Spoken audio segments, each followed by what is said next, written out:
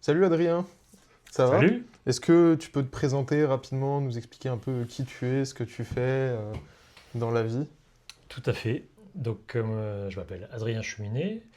Moi, je suis chercheur et enseignant en écologie marine. Ok, Donc ça, c'est, on va dire, ma profession. J'occupe la fonction de directeur scientifique et pédagogique de Septentrion Environnement, qui est un institut de recherche et de formation en écologie marine à Marseille. Et on travaille de manière générale en Méditerranée, dans les zones côtières, et puis un peu partout aussi dans le monde. ok, super. Pour en arriver là, est-ce que déjà c'est quelque chose que tu avais envie de faire avant, quand tu étais jeune, ou est-ce que c'est une passion que tu t'es découvert et académiquement, comment tu as fait pour en arriver là? Alors au début de mon parcours universitaire, j'avais un peu des doutes sur mon orientation. Ouais, Je savais que j'aimais bien l'écologie, mais j'avais commencé plutôt par une filière sciences de la vie et de la terre, sciences de l'environnement et plutôt terrestre. ok. Et puis en fait, pendant mes études, j'ai fait une année de césure, enfin le système d'échange avec le Canada au Québec. Mhm. Et là-bas, j'ai pu prendre plein d'options, des UE en optionnel, qui m'ont un peu ouvert les yeux sur plein de thématiques différentes. Et c'est là où j'ai choisi de me spécialiser sur le milieu marin. Ok, super. Et du coup, quand je suis revenu de cette année, j'ai fini mes études en m'orientant sur la partie vraiment écologie marine. Par contre, après, fait plusieurs expériences professionnelles.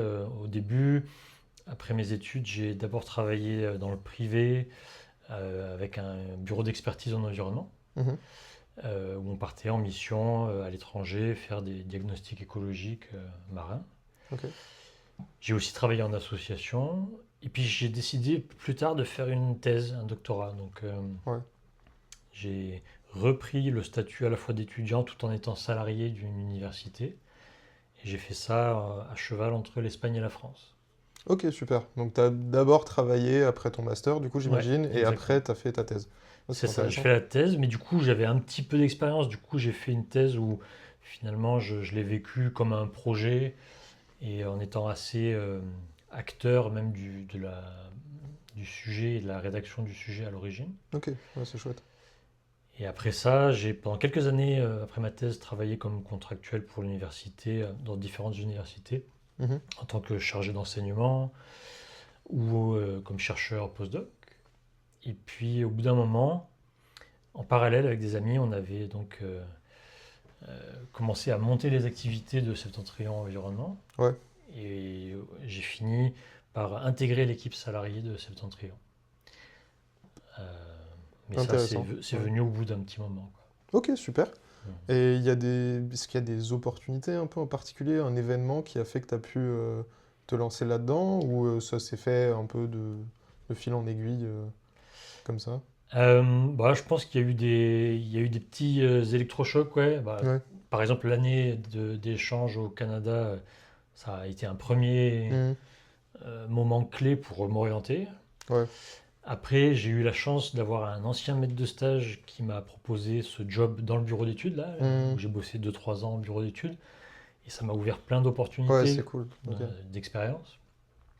Donc là, c'était voilà, une personne du réseau qui a pensé à moi et, et ça a été une super chance. Euh, Puis pareil, j'ai osé franchir le pas de lâcher ce job au bout d'un moment Ouais, pour faire une c'est... thèse Ok. en partant en Espagne, donc vivre à l'étranger. Donc il y avait un petit challenge. Linguistique et... Voilà, parce que je ouais. parlais pas du tout espagnol à Ok. l'origine. Mais du coup, voilà, à chaque fois, il y avait un retour carrément positif sur. Ok, super. Génial. Et est-ce que tu aurais des conseils à donner un peu aux étudiants qui voudraient faire de l'écologie marine, bosser dans la recherche ou un peu les activités que vous faites avec Septentrion? Alors, moi, j'aurais envie de dire que la première chose, c'est de faire des choses qui nous plaisent. Ouais. C'est vrai que typiquement, à l'issue d'un master, des fois, on hésite à faire, par exemple, une thèse. On- Si on a de la chance, qu'on a un bon classement, Hmm. Bah, on peut nous proposer un sujet, même s'il nous plaît qu'à moitié, bon, bah, on accepte sans trop savoir pourquoi au final. Ça, je trouve que c'est un peu dommage. Mieux vaut essayer de cibler quelque chose qui nous plaise vraiment. Ouais. Quitte à ne pas faire de thèse du coup, mais Quitte, bosser pourquoi dans... pas, à ne pas faire de thèse ou trouver un chemin un peu différent. Ouais, ok. Euh, Il y a plein de possibilités de faire un doctorat, hein. Ça peut être avec des bourses CIFRE en entreprise. Voilà. Le classique, c'est juste après le master, mais il y a d'autres options. Donc, faire ce qui nous plaît. Euh, Aller voir ce qui se passe ailleurs. Typiquement, se déplacer à l'étranger. Du coup, si possible, faire un stage, quelque chose, une expérience qui nous amène à voir ailleurs ce qui se passe et ça donne des idées pour s'orienter, pour choisir. Hmm. Donc c'est un peu se mettre un peu en situation d'inconfort pour en retirer quelque chose d'enrichissant au final. Se confronter à la pratique, faire voilà, les stages, tester différents sujets. Trouver une équipe avec qui on s'entend bien aussi, ça compte, hein. L'humain, Ouais, bien dans sûr. nos métiers, Hmm. l'humain c'est quand même un élément clé. Bon, on est tout le temps avec eux, donc Voilà, forcément... c'est des métiers passion souvent, Oui. donc Hmm. si on est dans une équipe avec qui on s'entend bien, ça c'est important. Euh, c'est vrai qu'il faut aussi alimenter son réseau, Ouais. donc voilà, entretenir le lien avec des anciens maîtres de stage, des structures qui nous ont accueillis, aller rencontrer des personnes. C'est vrai que c'est pas facile, hein. On est beaucoup de gens sur le marché, entre guillemets, du travail. Ouais, c'est un peu l'aspect que nous on voit en tout cas en ce Mm. moment de notre Le tendance. mail, c'est vrai que c'est devenu tellement impersonnel que ça sert plus à rien. Donc il faut aller à la rencontre des gens. Directement aller les voir ou Rendre visite. ouais, Le prétexte, ça peut être un petit stage une interview. ou une interview. Exactement. Ouais, Mais voilà, ok, cultiver son réseau, ça faire du marche. bénévolat, participer à une école d'été. Il Mhm. y a certains labos qui proposent des modules d'été supplémentaires hors cursus. Ouais, ouais, mhm. Ça permet de rencontrer des équipes de laboratoire. Et puis bon, là on parle de la recherche, mais c'est la même chose dans, on va dire, des métiers plus hors laboratoire, hors université. S'impliquer dans la vie associative de l'endroit où on vit, ça peut permettre de rencontrer des gens du secteur Ouais, bien professionnel, sûr. Mhm. par exemple. Voilà. Donc ouais, ouais, c'est ça, s'intéresser en fait à ce qu'il y a autour de nous et Mhm. ça marche super. Et est-ce que toi aujourd'hui dans Septentrion en tant que du coup c'est directeur scientifique et pédagogique, c'est ça? Mhm. Est-ce que tu as une journée type? Est-ce qu'il y a un peu une routine ou est-ce que ça change tous les jours? Qu'est-ce que tu fais en gros Alors, on a des routines, mais on a aussi beaucoup de variété dans ce qu'on fait. Mhm. Les routines, c'est par exemple, nous, dans notre équipe, on travaille de manière collaborative, c'est pas chacun dans son coin. Ouais, Et non seulement on fait des projets avec plusieurs intervenants, mais par exemple, le lundi, c'est une journée dédiée à des réunions de groupe, ok. réunions d'équipe, ateliers thématiques sur développer tel projet ou réfléchir à une question qui nous concerne tous. Donc ça, c'est un peu le rituel du lundi. Mhm. Et après, ben, il y a des projets scientifiques qui, des fois, s'étalent sur toute l'année. Et puis au contraire, il y a d'autres projets où on va partir en mission pendant 15 jours à fond. On va faire que un sujet, on part à l'autre bout de la Méditerranée, on fait jour et nuit une thématique. Et puis quand on revient au bureau, on va rédiger, analyser les données, rédiger les rapports. Donc on a une grosse séquence focalisée sur un sujet. Il y a d'autres projets où c'est ben, un jour par semaine ou une demi-journée par semaine, on va y consacrer un peu de temps. Ouais, ok. Après, on a aussi des choses plus routinières avec l'enseignement, puisqu'on fait de la formation et on intervient dans différents diplômes. Donc ça, il y a plus une petite routine, Mhm. entre guillemets, euh, scolaire ou universitaire. Ok, ça marche, super. Et est-ce que du coup, tu as aussi des opportunités de travailler à l'étranger avec Septentrion? Est-ce que c'est des choses que vous faites ou vous restez à Marseille, en France, dans un coin? Historiquement, on avait développé notre activité notamment de recherche Mhm. plutôt en Méditerranée nord-occidentale. Ouais, Mais très tôt, on s'est mis comme dans beaucoup de laboratoires, hein, à avoir des collaborations. Donc à Mhm. partir, bah voilà, moi j'avais gardé mes contacts en Espagne par exemple, donc faire des missions aux Baléares. Puis là, par exemple, avec le partenariat avec le WWF, on est parti pendant 5 ans chaque été sur des missions en Grèce, en Turquie, en Croatie. Ok, Euh, dans 10 jours, je pars au Costa Rica. chouette, sympa. Voilà. Cool. Et là, c'est sur un projet un partenariat avec des collègues du Costa Rica. En janvier, je serai au Cameroun pour pareil, un autre projet avec deux structures professionnelles camerounaises qui œuvrent pour la gestion d'un parc marin. Ok.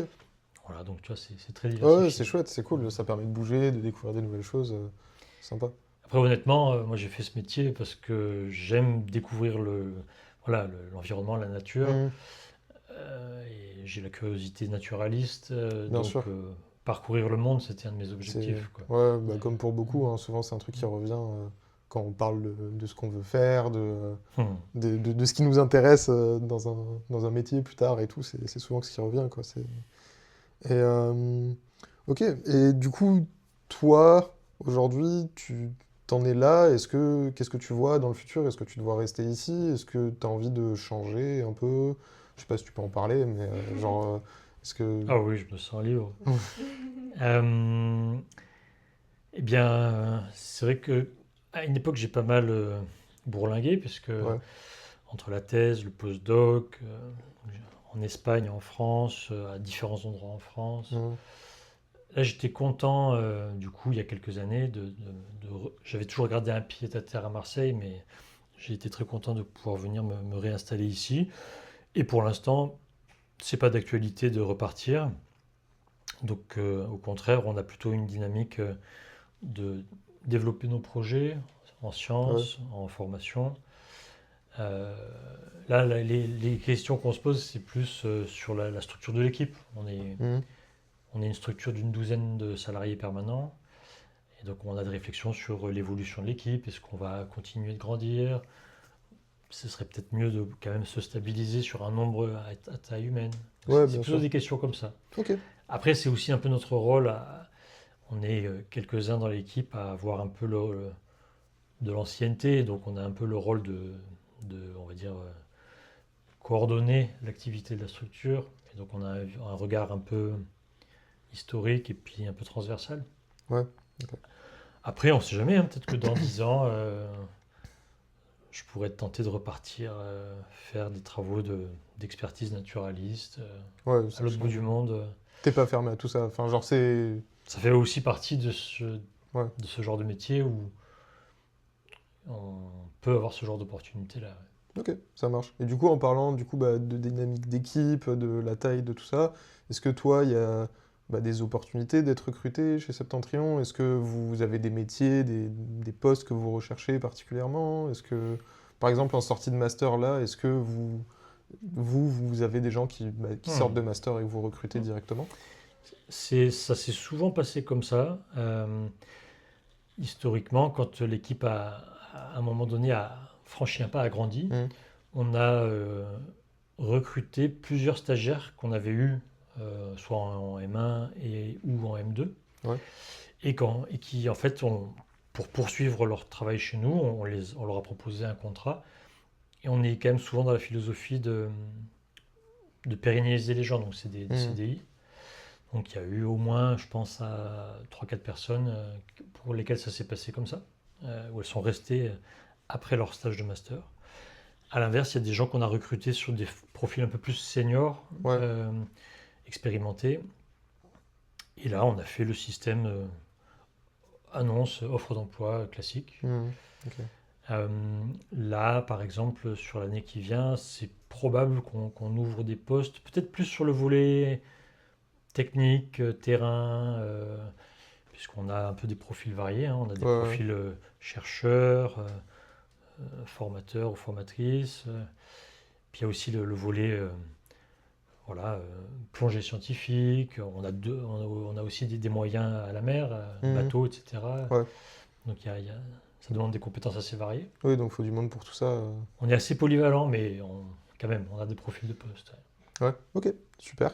Mm. Et après, du coup, dans ces métiers-là, est-ce que toi, il y a des idées reçues un peu qui ressortent souvent, auxquelles tu pourrais penser, des choses que bah, nous, en tant qu'étudiants ou en tant que grand public, on va dire, Mm. on a en tête et qui en fait sont fausses Ah.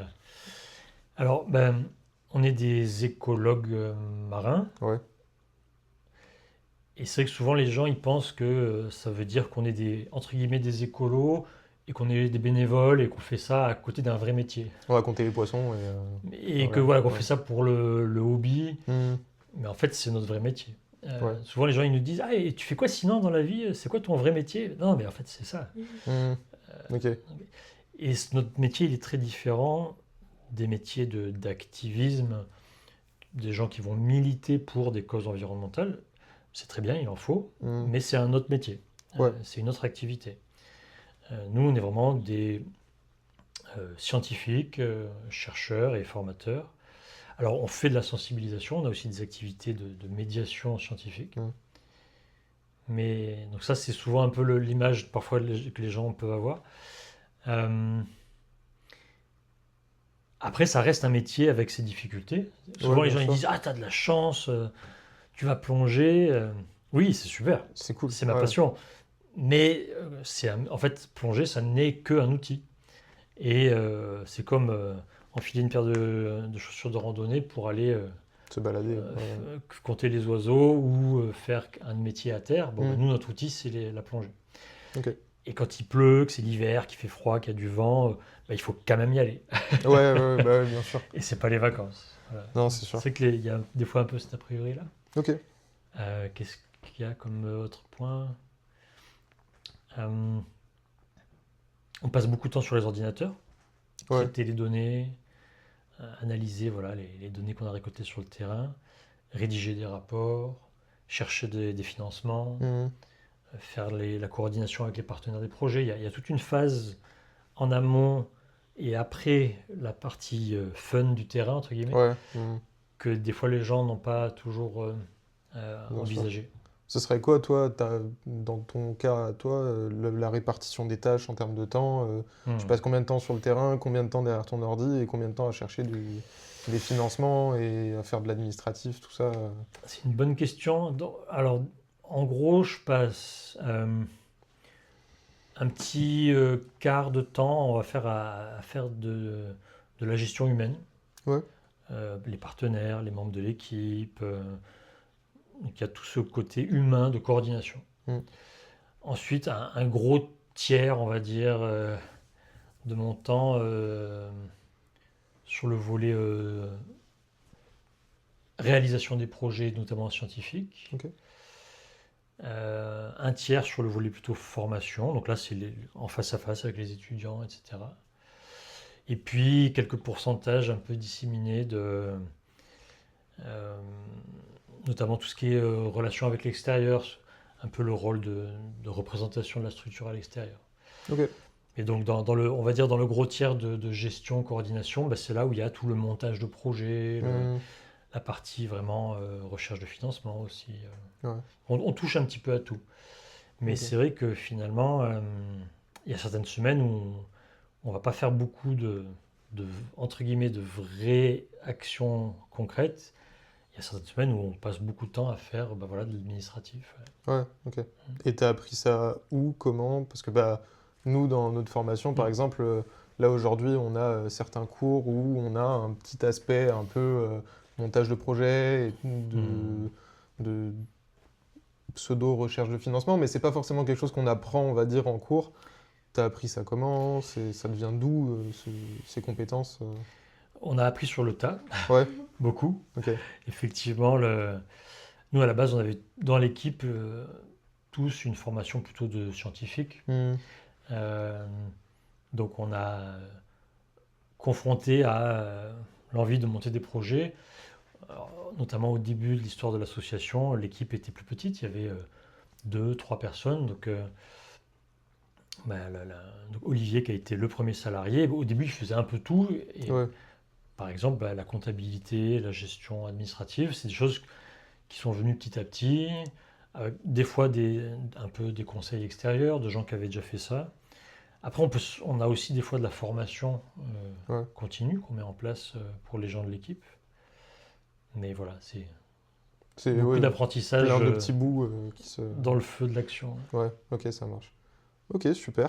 Et est-ce que tu as des petites anecdotes, des choses qui aujourd'hui ressortent et tu aimerais en parler, un truc un peu fun sur Hmm. ton, je sais pas, sur ton métier en ce moment, des choses comme ça?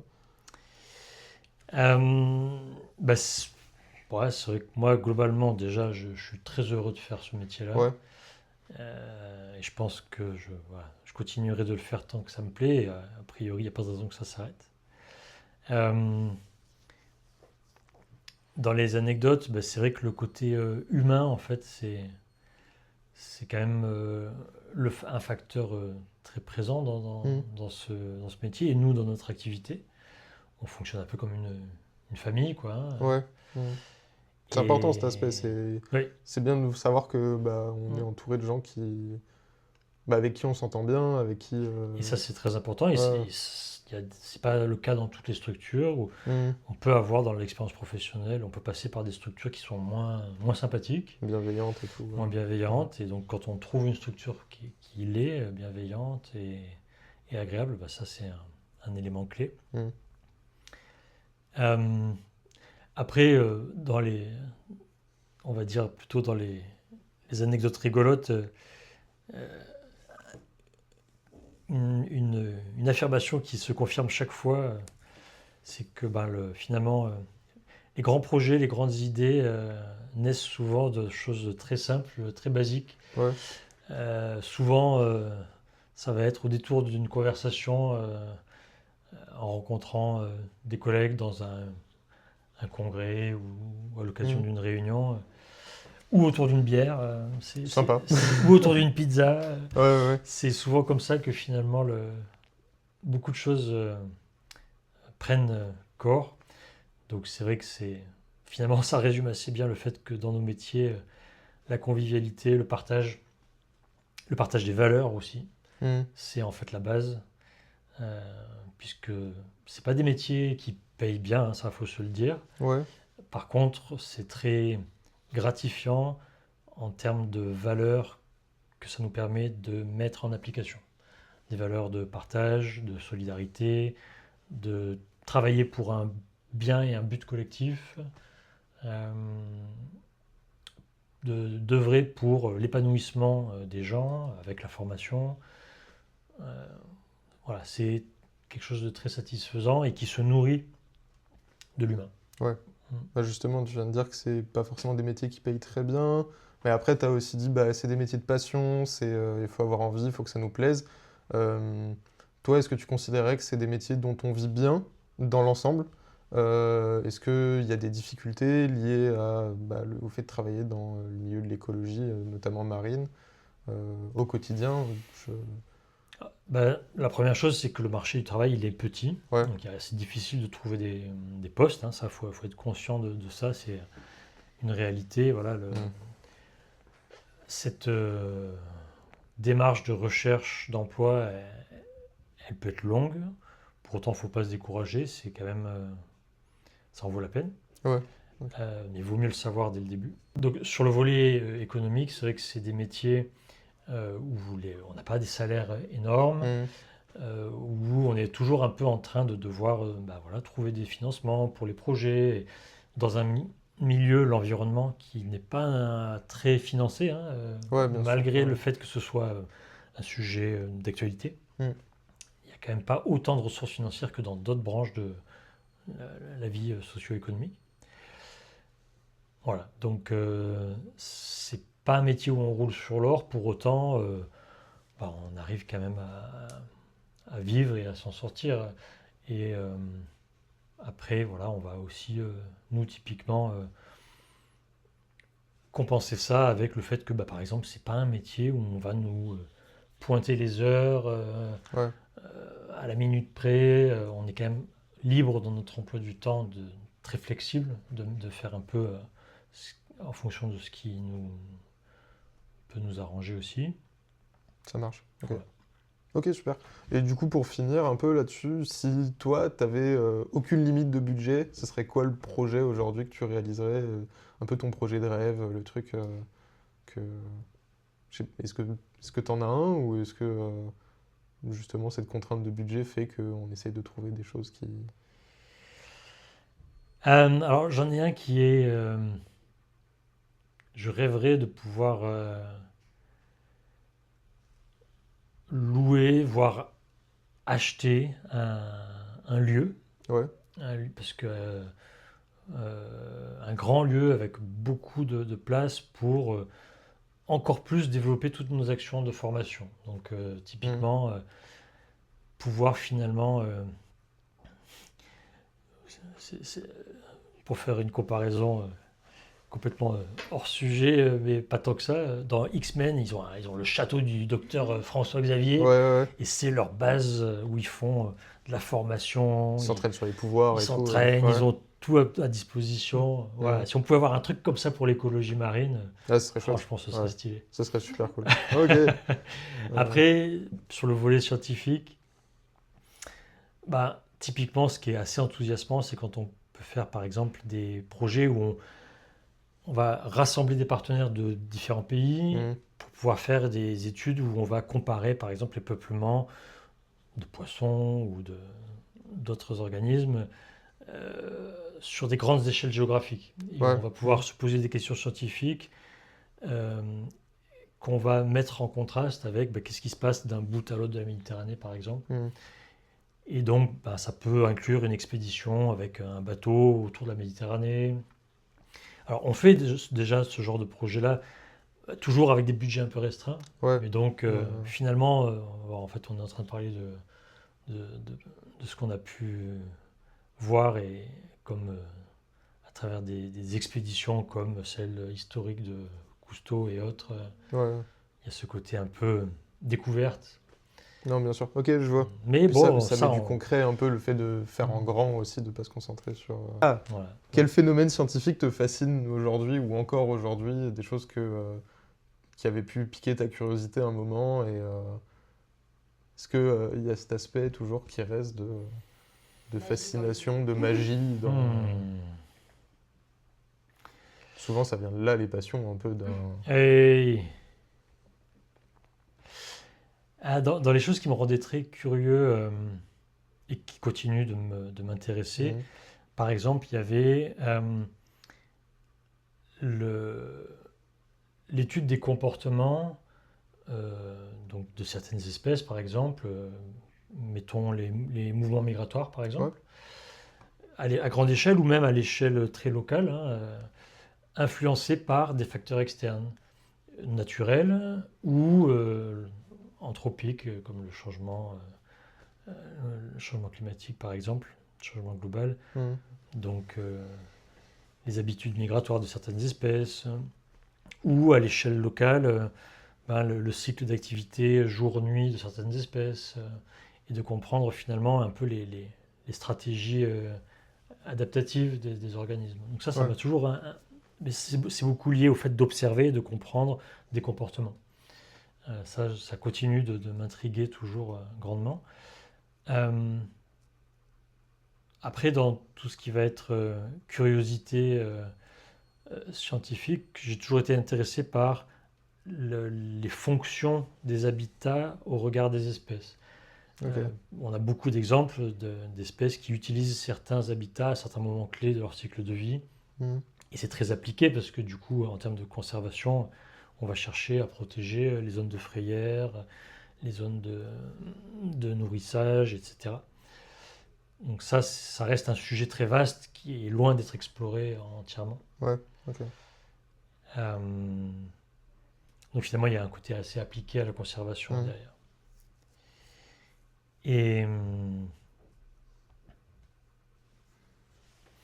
et non, je réfléchissais à la question précédente sur le que faire s'il y avait une ressource illimitée. Ça pourrait être en temps aussi, parce que des fois, Oui, c'est pas forcément le budget, c'est le c'est temps vrai. aussi. Ouais. Ouais. Euh,